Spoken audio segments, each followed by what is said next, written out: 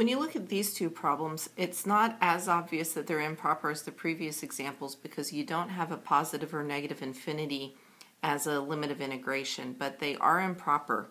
And if you rewrite this one without the negative exponent, you might see why a little bit easier. So this is the integral from 0 to 1, and this negative will put my x in the denominator, so it is a 1 over the cube root of x with respect to x, the dx. Now if you actually look at your limits of integration and you look at your problem, you might see why it's improper. This function here, y equals the cube root of 1 over the cube root of x, actually has a problem at 0. There's a vertical asymptote. If I evaluate this at 0, I have 1 over 0, which is going to head off towards either positive or negative infinity. So we do have an asymptote, but it's actually at one of the limits of integration, and the same thing is true down here. This one's a little bit more obvious because we didn't have to change it. But you have 0 to the third in the denominator when x equals 0, and you have an asymptote for this one as well. So these are improper, and we are going to be using limits to evaluate these definite integrals. So for this problem right here, we know that 0 is the issue. So I'm going to apply my limit when x equals 0. So I'm going to have the limit as c approaches 0, and then it will be the integral from c to 1, and then I have my x to the negative 1/3 dx. Now this can just be integrated, find the antiderivative using the power rule. So this will equal the limit as c approaches 0, and then I'm going to add 1 to my power on the x, so it's a 2/3 divided by my 2/3 multiplied by 3/2 from c to 1.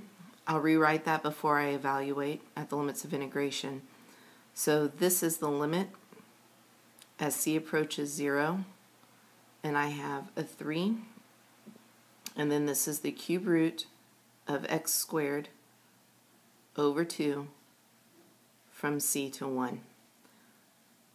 So this is the limit as c approaches 0, and I'll evaluate my limits of integration. So this is 3 times the cube root of 1 squared over 2 minus 3 times the cube root of c squared over 2. And now I have a limit problem. The cube root of 1 squared is just 1, so this is equal to 3/2. Then minus, I'm going to take, as c approaches 0, 0 squared cube root, that's approaching something really small, 0. So 3 times 0 is 0, divided by 2 is still 0. And this is 3/2. If I look at this problem, we're going to be working it the same way. 0 is creating the problem. So this will be equal to the limit as c approaches 0. And you know, I forgot to do something up here. I'm going from 0 to 1, and I am approaching 0, but if you look at the interval from 0 to 1, I'm only really approaching 0 from one side. So these are actually one-sided limits, so I'm approaching 0 from the right. So all of these little zeros should have a little plus on here, and because I didn't actually end up with a 0 in the denominator, it didn't really affect the outcome of the problem, but if I had, then it would have definitely affected the outcome. You're going from 0 to 1.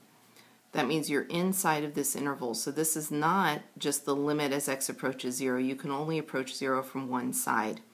So this is the same situation. From 0 to 1, my interval is still 0 to 1. I'm approaching 0 from the right-hand side. And then I have x to the, that's the integral. I'm just going to rewrite it one more time.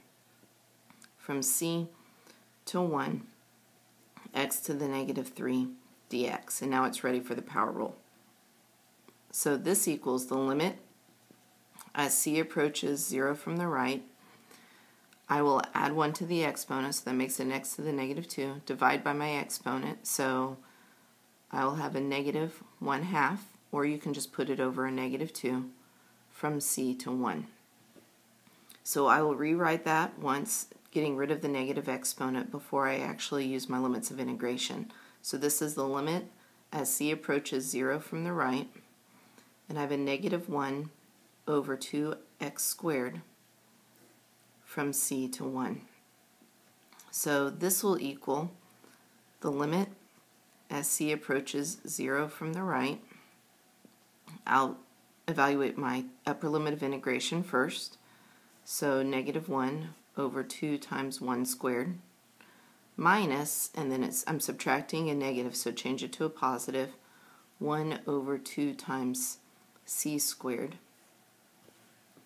And I look at each term here, negative 1 over 2 times 1 squared is just equal to a negative 1/2.